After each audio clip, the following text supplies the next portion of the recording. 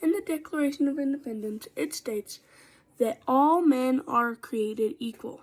Where has that gone? Of the funds given to Albuquerque, 23% is designated for homelessness projects. That is not enough.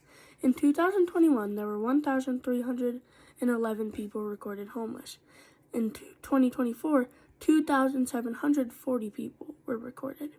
That's 1,429 people in 3 years. The city of Albuquerque is trying to ensure everyone has the resources and support they need to maintain a home. Addressing homelessness starts with preventing more people from losing their homes in the first place. It's starting to feel like we are not trying, with building new buildings next to empty ones and taking away SNAP benefits.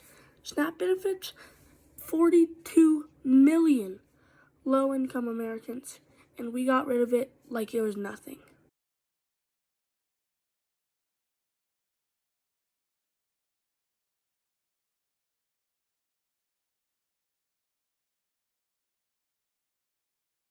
I had the experience of growing up in Baltimore City.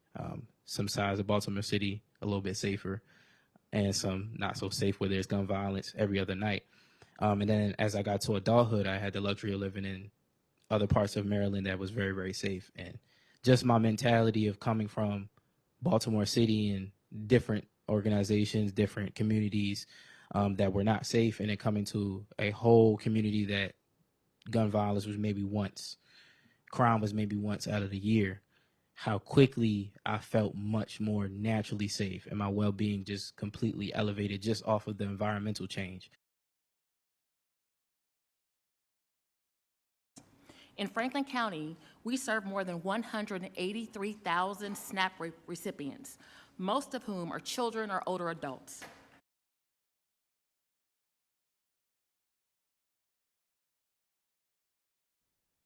I am Evangeline Gonzalez. I work for Albuquerque Community Safety, and I'm one of the field operations program managers here.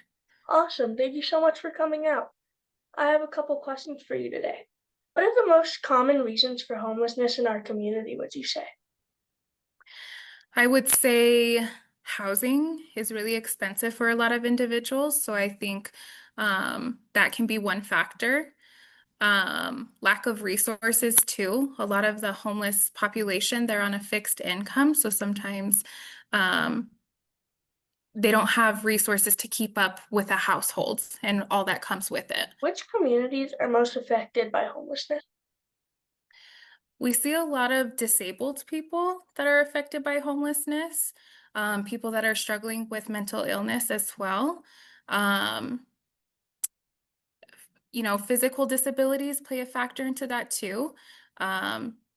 People that can't care for themselves, sometimes they end up homeless because they can't do their basic daily activities, taking care of themselves, maintaining the household, paying bills, things like that.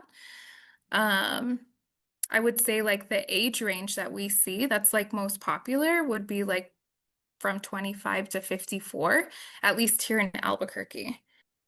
Yeah. How does the safety department collaborate with other social services, shelters, and other organizations? So the really neat thing about ACS is we connect people to all the different resources available here in Albuquerque. So that would be, shelters, detox centers, hospitals, nonprofits. There's a lot of different resources that we utilize here. Sometimes it's just providing the information to them. And again, sometimes it could be connecting them. So actually taking them in and introducing them to the staff and making sure, we advocate to the shelter staff or to the service provider staff of what this individual needs and make sure that we do that warm handoff and make sure that that person gets in with welcoming arms, Safe, stable, and affordable place to live ends homelessness and provides the foundation for achieving other life goals. The housing investments made as part of the nation's pandemic response helped people across the country to keep or get into housing.